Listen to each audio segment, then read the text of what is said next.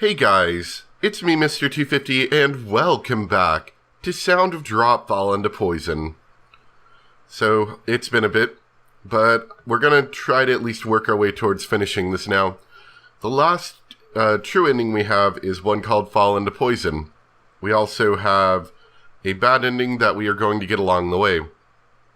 So to get the other ending we had to go with Kenji, but now instead we're going to stay here with her. I'm going to stay here with this girl. She said she was fine by herself, but I want to be her friend. You just met her today, and you don't even know her name, right? Kenji-san, didn't I just meet you today as well? Even so, you saved me. I think it's the same feeling I'm having now. Oh, poor Mayumi. You sweet summer child. It's not. Kenji-san murmurs this and immediately continues. I get it, Mayu-chan.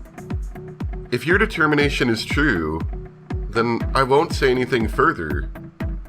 Thank you very much. You can go ahead and think of me as cruel, but I also... There's no need to say anything else. You've come here numerous times just to stay alive, Kenji-san. I can't allow your efforts to be for nothing just because you were looking after me. Please, at least let me tell you my selfish hope. Hope? That the three of us absolutely will escape together. I'm definitely coming next month too. This won't be the end of our relationship. I just went a different route this time. If you ever need me, don't be afraid to rely on me. Sorry if I sound a little bit sick, I am, but I've been wanting to continue this for a bit now. Kenji-san, ye really are kind after all. I'm alright. I'm not staying behind to die. I'm staying behind to save her. Don't lose that resolve. I definitely won't. And so Kenji-san puts the Fish of the World booth behind him. Without looking back, he heads for the exit at a quick pace. I think his lack of attention is Kenji-san's own way of showing his concern. Wait for me, Himeno. Mari. I clasp the hand of the girl on the ground. The moment of upheaval behind us has been clearly separated from the destiny that lies ahead.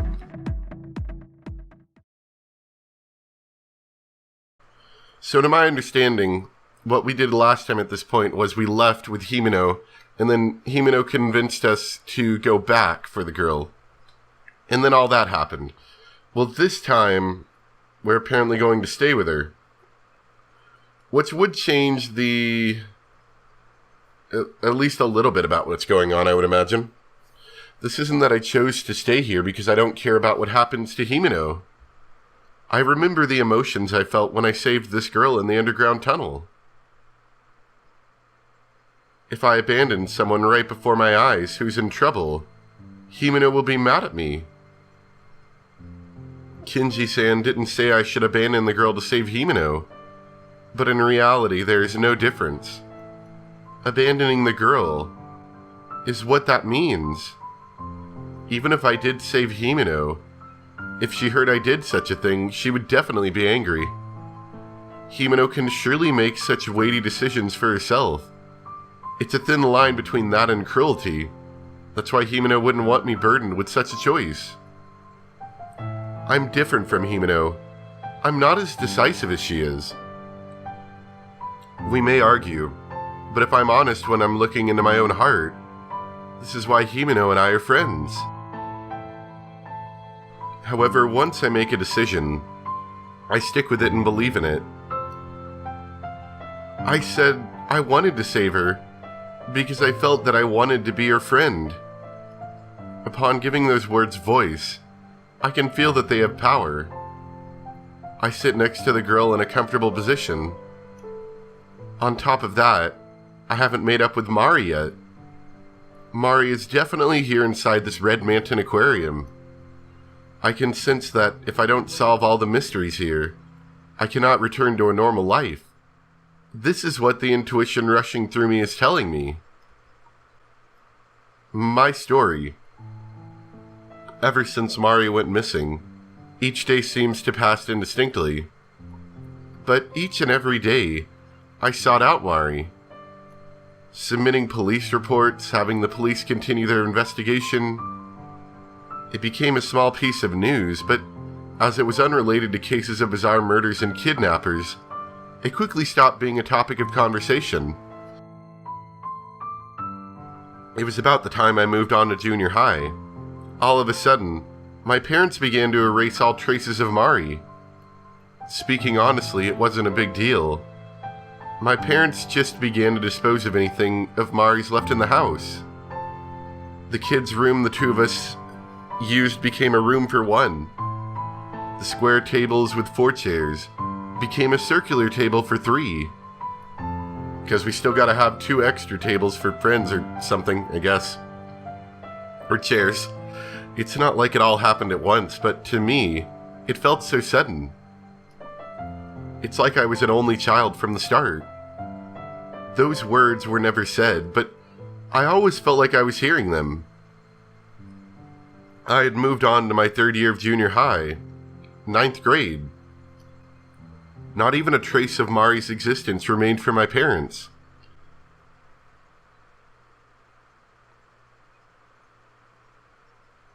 You?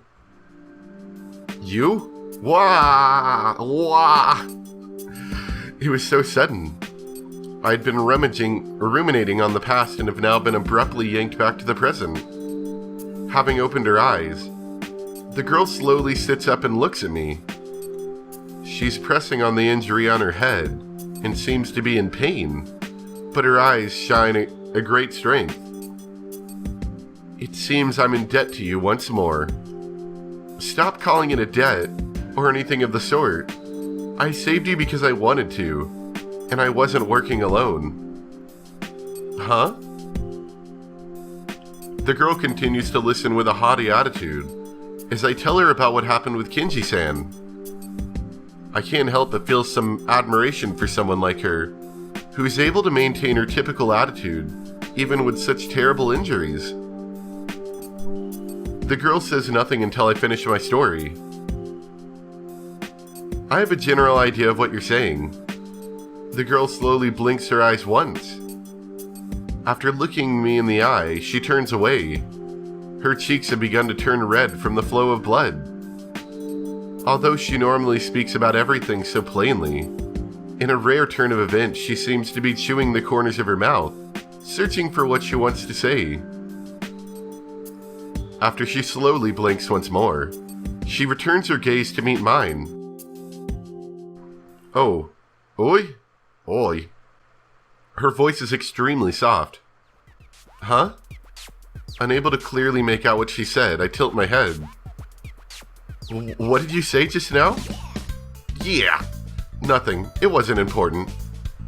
Nope, I'm curious, so tell me. Shut up. Enough with the pushiness. No, excuse me.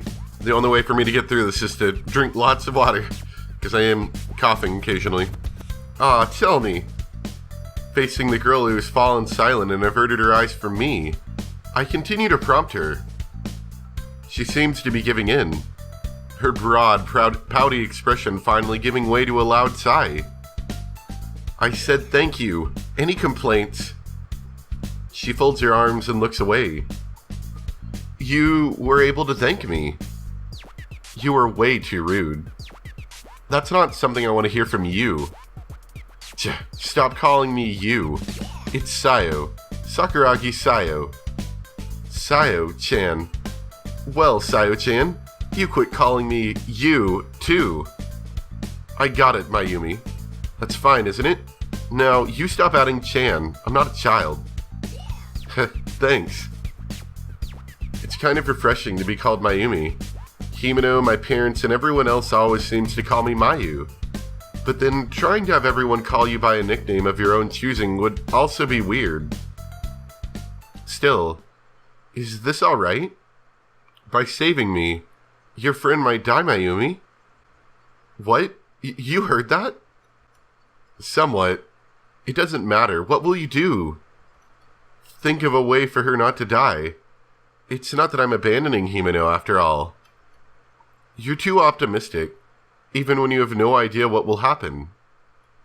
At Sayo's blunt assertion, I look at her and shake my head. The answer's in what you just said. Even if something happens, it won't be out of place. Even if everything goes well, that won't be out of place either. You're nitpicking. Why did I have to be rescued by someone like you? Really? You're so rude. A laugh slips out in spite of my shock. The nervous tension that has stretched further and further over time feels as if it's finally loosened. Of course, that doesn't mean we can be careless. It's just that being able to talk to someone around my age in a safe place is giving me a sense of calm. It's scary how consistently cold she's been, but she seems to be lightening up now. Sayo's way of speaking shows that her feelings have surely been stressing out her since she came here. Can I trust you, Mayumi? Huh? What do you mean? This is my situation. I don't know who or what I can trust here. That's why I want to get confirmation from you. If I can believe you, no matter what happens, I'll give what you have to say precedence. If you hadn't come, Mayumi, I would have died. It's frustrating, but it's also proof that I can't handle this on my own. You acted the intent to return home. You have determination. Mine wasn't strong enough, but with your resolve, I think I can believe in you. Sayo looks at me with a serious expression. It's not an expression of hate. When I look into Sayo's eyes, I can see a determination even deeper than mine. I get it. Trust me. Because I trust you. That's not enough. If we don't trust each other completely, we'll definitely falter. In response to Sayo's clipped words, I nod deeply. Okay, I promise. I know what she's trying to say, so I'm satisfied. So then, we're friends. That's a separate issue.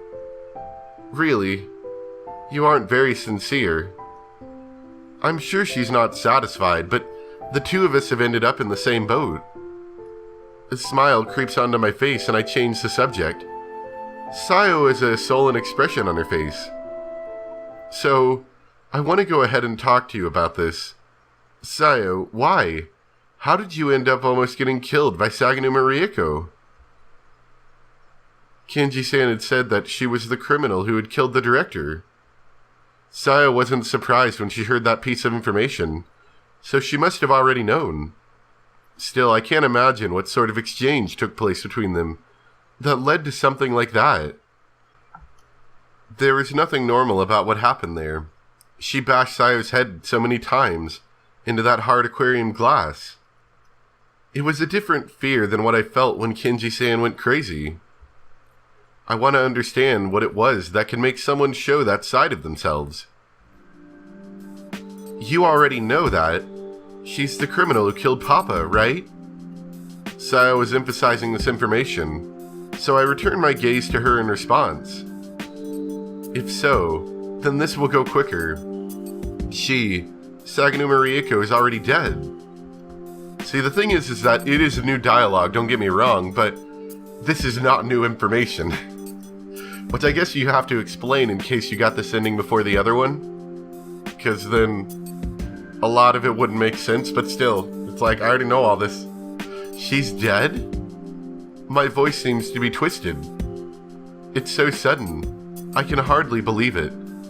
Even though Sayo was able to touch her. I refuse to believe this information, since if she were a ghost, she wouldn't be able to be touched by anything. As if to soothe the doubts that spring up in my moment of shock, Sayo continues in a warning tone. I don't know the principle behind it. However, within this red Manton aquarium, Saganuma has continued to exist for the past 5 years since that incident. It's just, she can't exist anywhere but within this space. There are many facts to support that theory. First of all, her outer appearance hasn't changed at all in 5 years from the Saganuma Rieko in my memories. She isn't aging. She was an acquaintance? That shouldn't be surprising. I am the director's daughter, and she was an employee of the aquarium. We've spoken before. Sayo dispassionately moves the conversation along. She was a little bewildered at first, but then she realized who I was. Even though over 5 years have passed since we met, something about her has transcended time. This is just speculation, but she won't leave here. Just as that Hiyoshi guy told you, it's not that one can't get out of here. Sagano Murieko doesn't even seem to have considered leaving this place. Still, because there's no nourishment or anything here, one can't lead a life. It doesn't seem like someone can really continue to live in the place where bizarre phenomena occur for 5 years. That's to say nothing of the fact that she's so calm, even after losing her life. Speaking of which, when she appeared before Himeno and I on the stage, she said she was looking for a child. She has some lingering attachment. You've probably heard of vengeful spirits. Sagano Murieko is probably that sort of ghost. The child she is looking for is likely the one who witnessed her murdering the director 5 years ago. I draw on my breath with a gulp. Because it was in relation to the director, I had hoped the child in question was Sayo. But that was nothing more than wishful thinking. I have a feeling I know exactly who the child is. That must be Mari. So Mari must also be like Sagano Murieko then. Sayo blinks then responds. She seems to be unable to decide whether she should tell me the truth or not. But contrary to Sayo's doubts, I have resolved myself to accept the truth. It's alright. I trust you, so I can accept it. Have you forgotten our promise? You talk too much. Brushing her bangs aside, Sayo's eyes stare intently into mine. The little girl you saw is already dead. The reason she looks the same is because her appearance is the same as when she died. Right. She was probably drawn to those of us still living, and showed herself to us. We possess corporeal bodies, which are very rare here. The phenomena that takes place in this version of Manton Aquarium must operate under the same principle. There's the fact that the orca and frogs directly attacked us and broke things to consider. Before Sayo can finish telling me everything, I tell her my own hunch. The spirits here in this Manton Aquarium are trying to pull us in too, but Mari was definitely different. Sagano Murieko was as well. The human souls are maintaining their own will. I'm sure that's why they're different when it comes to the issue of trying to pull us in. Sayo continues with, and then, when I spoke with Sagano Murieko, I realized she was already dead. So I threw that fact back at her. She became frenzied after that. Surely her desire to pursue and kill that child is all that remains within her, leaving out the realization that she is already dead. So in other words, she can't accept that she's passed away herself. Probably. But my words seem to have awakened some doubts in her mind. The next time we meet, she may be more in touch with her place as a resident of the world of the dead. Or she may just try to drag me all the way in with her. If it were me, I'd probably see it the same way. Her own death was brought to her attention. Even if she denies it, that may have planted a larger seed. Without treating it as a dream in order to accept it, she may forget who she is altogether. If that's the case, one could probably empathize. Sagano Murieko didn't just kill the director, but was cruel to Sayo. It's unforgivable for her to resort to violence, just because she heard something she didn't like. If one can only come and go on the night of the full moon, then we don't have much time. Let's go. Go where? Ahead. Sayo-chan, you found the one who murdered your father. You attained your goal. Is it really okay for you to not go home yet? I still don't have the truth. If I can meet up with people who have died here, and I can definitely see my father. Also, I want to end this world. If this world is supposedly created by malice, then I will help all of those souls to cross over. Help all of the souls cross over. Guide the souls here to the heavens. All of them. In other words, I should say farewell to Mari. If Mari's already dead, then I at least want to say goodbye. It might be out of the way for you, Sayo, but will you come with me? It isn't out of the way. I get the feeling that everything's connected. If all the phenomena disappear, then those things inside your friend will probably disappear as well. Yeah, let's solve everything then. The three of us, Himeno, you, Sayo, and I, leave this place. Without even nodding, Sayo stands up. Her stance is a firm one. I stand up and clench my fist. What's up ahead of here? If we'd taken the normal route, you would have ended up on the side with the tunnel tank. But this is the other side, so there's a path connecting to the staff passageway. Before that is my father's room, although by now I'm sure someone else is using it. What Sayo is pointing at is the opposite side of the tank. It's in the direction of where I got lost after entering the staff door from the jellyfish booth. Even without taking the upper path, there seems to be an entrance and exit that you'd never notice if you didn't know about it. If we go that way, we should reach the director's office. If this world was created based on the aquarium of 5 years ago, then the director's office should be my father's room. Got it. If we don't go, we won't know. Ugh, voice cracks. Ugh.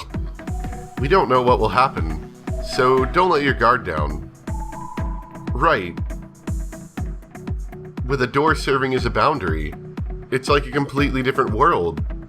We have no idea what dangers could be lurking within. However, not being alone gives me strength. I've felt loneliness so many times over, but I haven't really been alone since I came to Manton Aquarium. Hiyoshi-san and Sayo have both saved me. And Himeno is supporting me from within my heart, so I definitely will not fall apart. My objective is clear. To reunite with Mari, and to say goodbye. I feel like I've accepted it as a fact, but I have no idea how I'll feel on actually seeing Mari's face. Even so, I keep telling myself that I cannot run away. Then we'll go get Himeno. Sayo was the one who said back at the stage that it is because we're in Manton Aquarium that the parasites are overrunning her body and weakening her. But like Sayo said before, if we erase this alternate universe, Himeno should also be cured. It's all starting to come together. Don't space out, let's go. It's alright. I was just thinking of it. Even as I say that, I'm in denial. Just thinking won't change anything. Right now, there's nothing to do but keep going. As I follow Sayo, we enter a narrow passageway.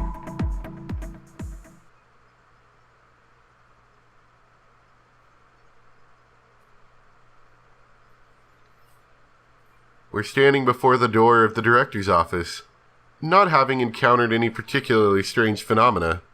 Okay, I just gotta check. I don't want to get... I feel like this is gonna loop back into the same scenario, but just have a different ending. Near the director's office is a reference room and a storeroom, but we decide not to investigate those places. We don't want to invite any unnecessary danger.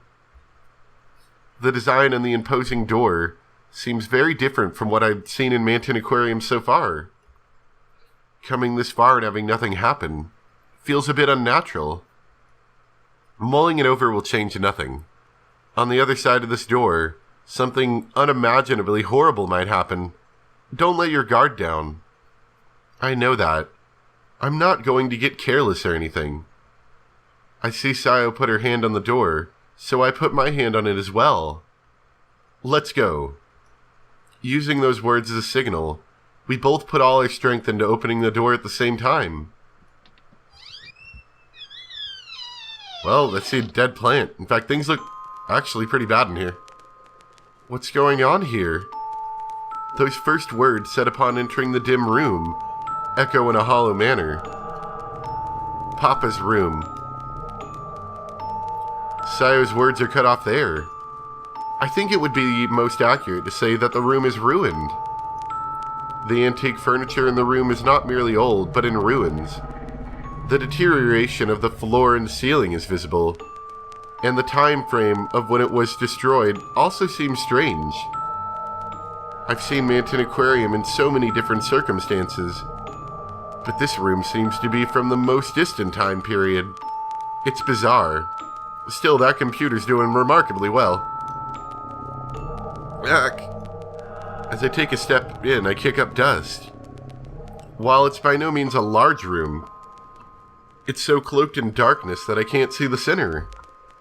Sayo's mouth becomes a straight line, and it seems that she doesn't mind the dust. She said this was her father's room. Seeing this room looking like ancient times, it's stranger to me that she isn't shaken. Sayo's serious expression seems to be pushing back her sadness and pain. Where's Papa? If he really is a vengeful spirit, then he should be here. Sayo's father, the murdered director, may have been the genesis of this Manton Aquarium's creation. This theory seems very likely. After all, it was written in the staff member's diary that the strange phenomena began immediately after the director's death. However, there is no reply. I step further inside, standing at Sayo's side. Look, on top of the desk. There's something there. It's a magnificent desk like those found in the studies of rich people I've seen on TV. But the dark brown wood has lost its luster, and there are cracks that catch the eye. On that desk, Kia! What happened? I can't make normal kias, unfortunately. A hand. On top of the desk is a hand. But it isn't just a hand. That hand connects to a wrist, which connects to an arm, and a body that connects to is... No, why? Oh God, voice, please. Before I know it, I fall into the ground. Hearing me shout, Sayo eyes me suspiciously. Sayo doesn't seem to have noticed what I'm looking at. Kenji-san. My right hand shaking. This is not the same still. Okay, cool. My trembling fingertips point to the object on top of the desk. The fact that they won't stop shaking is not the problem. Just turning my head is easily enough to make me have to directly confront this phenomena. A corpse. Sayo steps in front of the lifeless body of Kenji-san that leans on the desk without moving, a thin voice slipping from her lips. No. Why? I've completely lost my ability to think, much less speak, coherently. Seeing the flesh of the felled Kenji-san before my eyes, my thoughts seem to have left me. Why is he dead? The fact that I don't even consider whether he could be saved or not leads me to doubt myself. Kenji-san's flesh has lost its vitality. That it won't move again is a thought that I can't seem to accept. The silence of death.